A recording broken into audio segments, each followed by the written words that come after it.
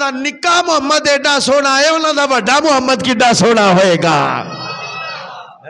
جنہاں دا چھوٹا محمد ایڈا سونا ہے انہاں دا بڑا محمد کیڈا سونا ہوئے گا. حضور میاں محمد بخش صاحب رحمت اللہ تعالی علیہ آپ دے کول ایک بندہ گیا نا، انہیں کہا جی تسی محمد ہو جیدہ دنی کلمہ پڑھ دیئے، تسی محمد ہو جیدہ لوکی کلمہ پڑھ دینے. آپ نے فرمایا نہیں، اے محمد ٹھگ محمد، اے محمد چور ہے جیدہ لوکی کلمہ پڑھ دے، او محمد ہو رہے. یہ تے کچھ بھی نہیں ہے گا. تو حضرات گرامی عرض کرن دا مقصد ہے کہ نبی پاک دے غلاماں نو اللہ تعالیٰ نے ایسیاں شانہ عطا فرمائیاں سن. جدھر جاندے سن لوگ ویکھ کے کلمہ پڑھ جاندے ہوندے سن، جدھر جاندے سن لوگ انہاں دیاں عادتاں ویکھ کے کلمہ پڑھ جاندے ہوندے سن. لیکن اج اسی مسلمان اگر ذلیل اور رسوا ہونے پہ وجہ ایک ہی ہے کہ اساں اپنے مصطفیٰ دیاں سنتاں نو چھڑ دیتا، اساں حضور دے دامن نو چھوڑ دیتا. میرے آقا نے فرمایا سی نا کہ میں تواڈے درمیان دو بڑیاں وزنی چیزاں چھڈ کے جانا وا پیا. فرمایا ایک میری اہل بیت ہے اور دوسرا فرمایا رب دا قرآن ہے. جدو انہاں دوواں چیزاں دا دامن تھام کے رکھو گے پھر تسی کدی گمراہ نہیں ہوو گے.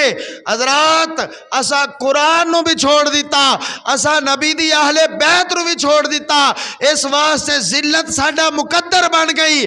اج بھی قرآن دا دامن تھام لئیے، اج بھی نبی دی آل دا دامن تھام لئیے تو یقیناً دنیا تے بھی کامیاب ہوواں گے، آخرت دے اندر بھی کامیاب ہو جاواں گے، آخرت دے اندر بھی کامیاب ہو جاواں گے.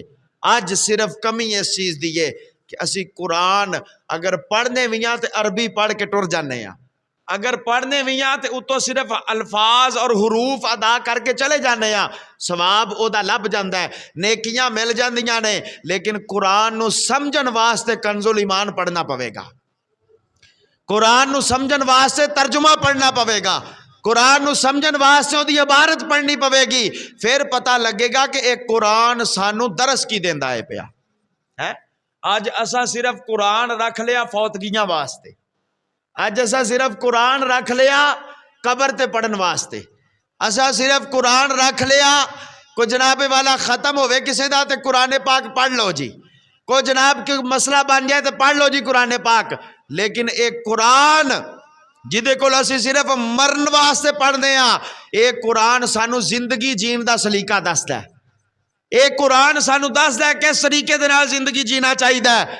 ہاں وہ حفیظ جلندری رحمت اللہ تعالیٰ علیہ آپ نے فرمایا سی نا کہ یہی قرآن ہر ایمان کی منزل میں رہتا تھا، یہی قرآن ہر ایمان کی منزل میں رہتا تھا.